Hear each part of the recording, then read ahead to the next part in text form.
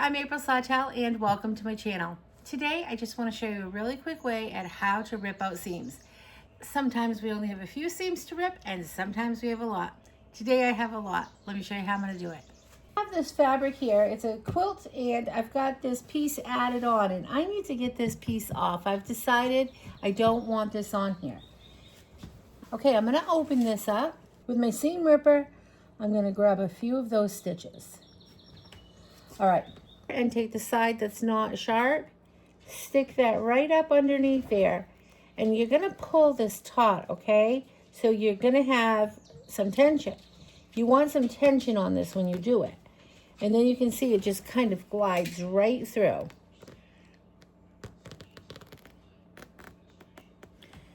You just wanna be careful not to tear your fabric.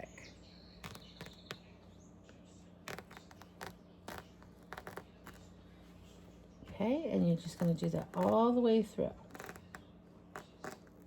I'm going to just use my stomach here to hold this tight so I can pull this and get the tension that I need. This is much easier than picking out all the stitches.